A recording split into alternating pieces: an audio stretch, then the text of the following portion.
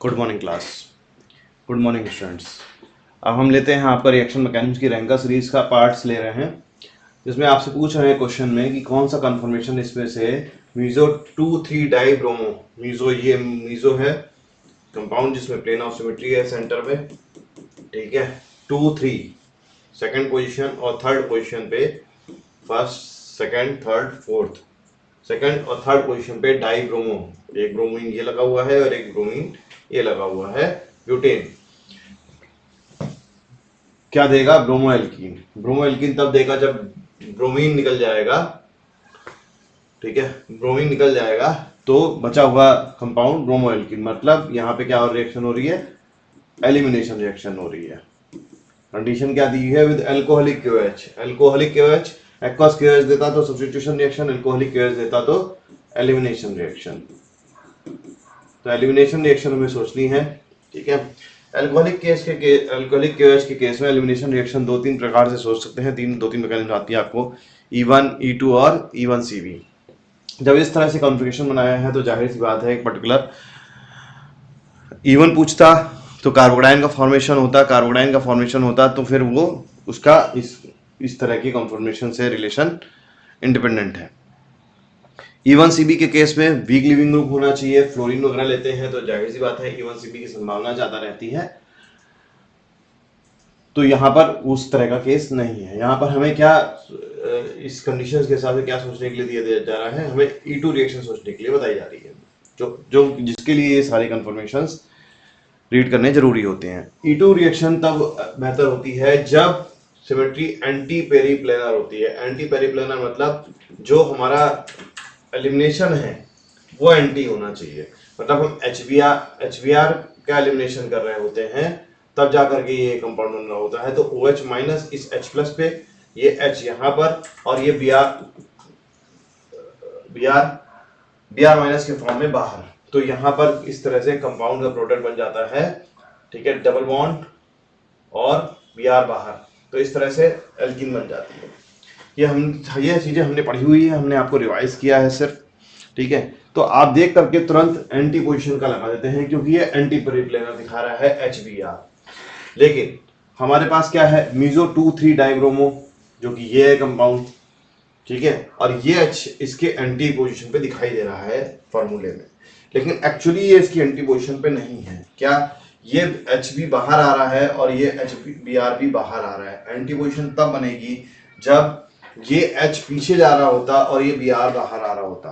तो वो किस कंडीशन में बनेगी? इसलिए ये आंसर तो नहीं है, जो कि बच्चों का एक्सपेक्टेड आंसर होता है और बच्चे गलत देख करके कर देते हैं। ये एंटी फॉर्म है, एंटी पेरीप्लेनर कंडीशन हो भी सकती है और नहीं भी हो सकती है। ये चेक करेंगे कि मॉलिक्यूल किस तरह का दिया हुआ है और कंडीशन किस तरह की है। हमें यहाँ पर two dimensional representation of the molecule through the Fischer projection formula ये दिया हुआ है। तो इसमें हमको यहाँ कंफ्यूजन होता है कि यहाँ हमने डायरेक्ट उठाया, ये किया और निकाल करके बराबर कर दिया, ठीक है। Br ग्रुप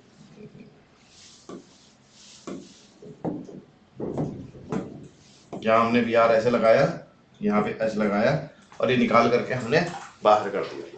लेकिन एक्चुअली ये कंडीशन नहीं है, जो दिख रहा है वो सही नहीं है, इसलिए ये बच्चे ये टिक लगाते हैं जो कि आंसर गलत है। तो सबसे पहला चैलेंज हमने यहाँ कवर किया कि IITs यहाँ पे सेलेक्ट करवाना चाहती है आपसे गलत ऑप्शन। पहले नंबर पे, दूसरे नंबर पे, तीसरे नंबर पे ये एंटी पहले ऑप्शन देगी with respect to right answer, ठीक है।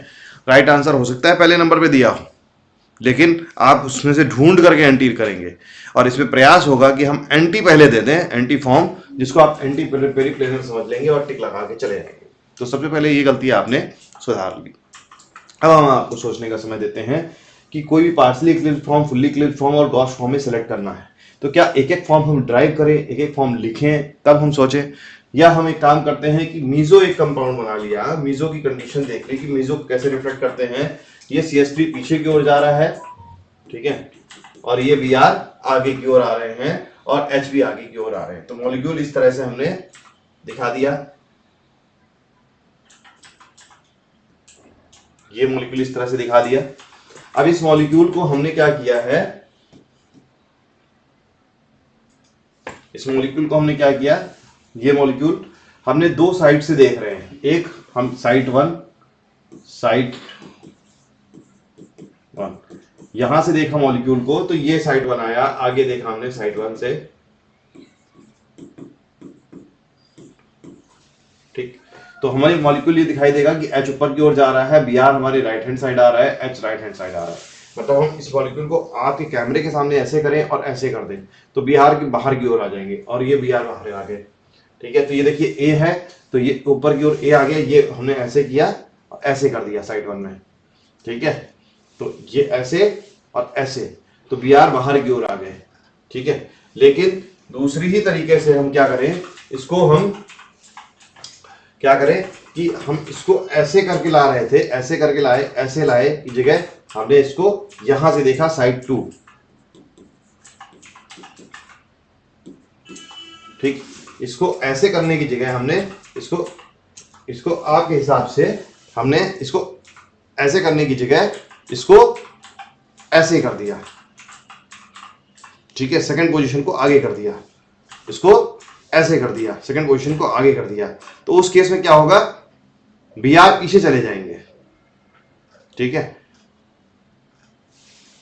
ये है, ठीक है। इसको ऐसे लाना दिखाना आसान है, ठीक है, लेकिन हमने इसको ऐसे कर दिया मॉलिक्यूल को, तो ये Br जो आगे आए वो पीछे हो जाएंगे, ठीक। और जब Br पीछे है, H आगे आ गए और CH3 ऐसे आ गए। अब हम क्या करेंगे, एंटी पोजीशन मालूम करने के लिए CH3 के, अभी CH3 एक दूसरे से ओवरलैप कर रहे हैं, तो ये कौन सी फॉर्म है, इक्लिप्स फॉर्म है। क्या यहाँ पर Br और H एक दूसरे से एंटी पोजीशन पे हैं? अभी हमें यहाँ बॉन्ड रोटेशन करके देखना पड़ेगा कि ये क्या एक दूसरे से एंटी पोजीशन पे आ सकते हैं, कंफर्मेशनल आइसोमेरिज्म में घूम सकती है। तो अभी तो हमें ये समझ में आता है पार्शली इक्लिप्स्ड फॉर्म या इक्लिप्स्ड फॉर्म, ये इक्लिप्स्ड फॉर्म है, CH3 एक दूसरे के पीछे है, तो वो आंसर इक्लिप्स्ड फॉर्म नहीं होगा, ठीक है। CH3 एक दूसरे के आगे पीछे हैं, तो वो इक्लिप्स्ड फॉर्म तो आंसर नहीं होगा, ठीक है। ये फुल्ली इक्लिप्स्ड फॉर्म हो गई, ठीक। अब हमने इसको रोटेट किया, रोटेट करेंगे CH3 H और Br एज इट इज यही रहने दिए, रोटेट सिर्फ इस हिस्से के कार्बन को किया हमने, ठीक है। अब हम थोड़ा सा कलर चेंज कर लें आपके लिए कि बेहतर होगा कि इस कलर को यूज करें हम। ये CH3 नीचे की ओर आ गया, सॉरी पीछे की ओर चला गया, और ये एज इट इज रहने दिया। अभी हमने Br को हमने क्या किया, पीछे था, इसको थोड़ा सा, ये CH3 इसी प्लेन में है, Br पीछे से कान पकड़ कर लाए और बोर्ड के प्लेन में ले आए, तो H कहाँ चला जाएगा, ऊपर चला जाएगा बाहर की ओर, H ऊपर बाहर की ओर, और इसी को घुमा जाए, पीछे से आगे घुमा के लाएंगे तो CH3 जो प्लेन में था, जब Br को आगे की ओर कान पकड़ के ला रहे हैं, मतलब Br को आगे लेके आ रहे हैं, तो CH3 कहाँ जाएगा, पीछे की ओर जाएगा, तो ये पीछे की ओर हो गई। लेकिन अभी भी इस Br की एंटी पोजीशन पे H नहीं है, तो ये मॉलिक्यूल मेरे काम का नहीं है। अभी काम का नहीं है कह रहा हूं, ये कॉन्फ़िगरेशन सही है, काम का नहीं है। तो हमें H और Br दोनों के बारे में सोचना होगा, या तो हम इसके बाद हम सोचें इस तरह से, यहाँ पे रोटेशन दे और H को ऊपर ले जाएं, या फिर H Br एंटी पोजीशन पे लाने के लिए हम दूसरा रूट अपनाएं। ये Br पीछे से ऊपर लेके आए, तो दूसरे रूट को हमने लिया है, इसको कैंसिल किया, फिलहाल रोक दिया, होल्ड कर लिया, इसको नहीं कर रहे क्योंकि इसको कर करके बहुत आसान है कि हम H उसकी एंटी पोजीशन पे ले आए। हम दूसरे रास्ते से भी कर रहे हैं जो बच्चों को समझ में आए और आसानी से दिखाई भी दे रूट, ठीक। तो H और Br दोनों एंटी पोजीशन पे लाने के लिए हमने क्या किया, H को उठा करके या Br को उठा करके हम पीछे के रास्ते से आगे की ओर, ऊपर की ओर लेके आए। तो जब Br ऊपर की ओर लेके आए ना, तो ये CH3 ऊपर से घूम करके कहाँ जाएगा, बाहर आ जाएगा, ये बाहर आ गया, और H जो कि आगे था वो घूम करके पीछे चला जाएगा, ठीक। एक हमने पोजीशन बना ली, दूसरे को हमने एज इट इज कांस्टेंट रखा। तो पहले उसमें किया था चेंजेस, अब इसमें किए हमने आपको सिर्फ दिखाने के लिए किए हैं। अब इस कार्बन पे चेंजेस करेंगे एंटी पोजीशन पे लाने के लिए, क्योंकि Br इधर वाले तो एंटी पोजीशन पे H लाना है, तो H को पीछे की ओर धक्का दिया तो Br कहाँ जाएगा, H प्लेन में आ गया, Br ऊपर की ओर पीछे चला गया और CH3 आगे की ओर आ गया। ये है प्रोपीन। अब ये दोनों एक दूसरे से एंटी पोजीशन पे हैं। हम यहां पर ये नहीं कहेंगे कि ये एंटी कन्फॉर्मेशनल आइसोमर्स है, ये एंटी नहीं है। जैसे था वैसे पार्शियली इक्लिप्स्ड ये फॉर्म चल रहे हैं, ठीक है। अभी ये एंटी नहीं है, एंटी पेरीप्लेनर है एच और बी आर, ठीक है। CH3 एक दूसरे के इक्लिप्स्ड पोजीशन पर नहीं है। देखिए CH3 ये ऊपर की ओर बाहर है और ये नीचे की ओर बाहर है। तो आप जब साइड देखेंगे इधर से, इस एंगल से, तो आपको ये बाहर दिखाई देगा कार्बन नंबर 1 बाहर दिखाई दिया, ये 1, ठीक है। इसके राइट हैंड साइड पे Br, ठीक है, लेफ्ट हैंड साइड पे CH3, ठीक है, H, और सेंटर तक तीनों बॉन्ड जाते हुए दिखाई दिए, सेंटर तक जाते हुए दिखाई दिए। पीछे वाला सेकंड कार्बन ये, तो सेकंड कार्बन ये, ठीक है। इसमें ऊपर की पोजीशन पे जाता हुआ Br, तो जब पीछे वाला कार्बन होता है अगर, तो इससे सेंटर तक बॉन्ड जाते हुए नहीं दिखाएंगे, ये C जो है रोक लेगा देखने का तरीका। तो ये आधे आधे बॉन्ड निकलते हुए दिखाई देंगे, ऊपर की ओर Br, बाई तरफ CH3 और दाई तरफ H। इस साइड से अगर देखेंगे तो हम देखेंगे कि HBr अब एंटी पेरीप्लेनर पोजीशन पे दिखाई दे रहा है, और इससे इमेजिन करना आसान होता है कि ये इक्लिप्स है, पार्शियली इक्लिप्स्ड है, ठीक है, इक्लिप्स है, पार्शियली इक्लिप्स्ड है या गॉस फॉर्म है। तो पार्शियली इक्लिप्स तब होता है जब CH3 Br को ओवरलैप कर रहा होता है या CH3 H को ओवरलैप कर रहा होता है। लेकिन CH3 यहाँ पे डिसाइड करना आसान है कि ये कौन सी फॉर्म है, गॉस फॉर्म है। तो ये CH3 इस तरह से है, तो ये गॉस फॉर्म है, जो कि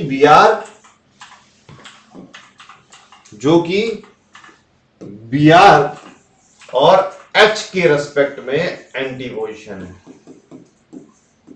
एंटी पेरीप्लेनर पोजीशन, लेकिन मॉलिक्यूल की ये गॉस फॉर्म है। तो राइट आंसर क्या है, गॉस फॉर्म। अब इस एंगल से देख रहे हैं तो ऐसे बिना मॉलिक्यूल, हम दूसरे एंगल से यहां से देख करके क्या करेंगे, प्रैक्टिस देंगे तो मॉलिक्यूल दूसरे तरीके से बनेगा।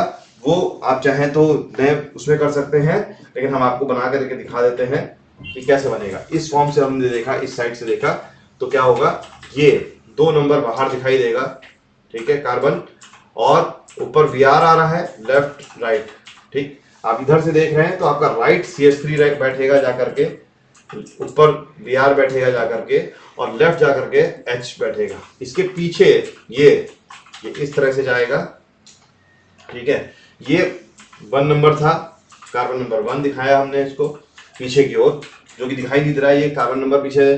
अब यहाँ पर इस तरह से ये 3 बैठे, ठीक।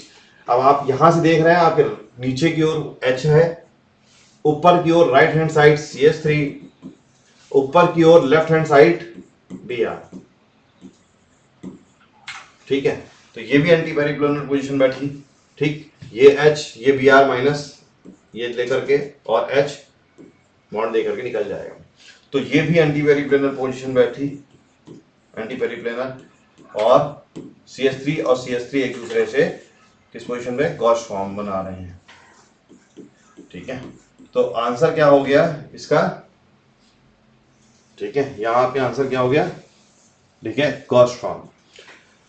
तो हमने सब फॉर्म देख ली, ठीक है। एंटी फॉर्म से कंफ्यूज हुए थे क्योंकि एंटी पेरीप्लेनर पोजीशन थी, हमने क्लियरिटी करी आपको यहाँ पर, ठीक है।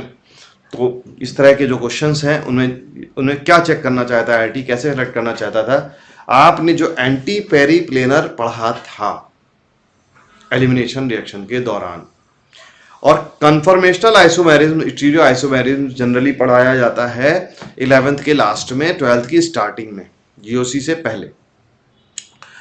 तो आपने जब कन्फर्मेशनल आइसोमेरिज्म के एंटी पोजीशन पढ़ा था, उसको आपने सही से अप्लाई किया तब कि नहीं किया जब आपने एलिमिनेशन रिएक्शन पढ़ा था। That means here the IIT wants to check your critical thinking, linkage skills. वहां का एंटी वर्ड आपने यहां के एंटी वर्ड से लिंकेज गलत किया।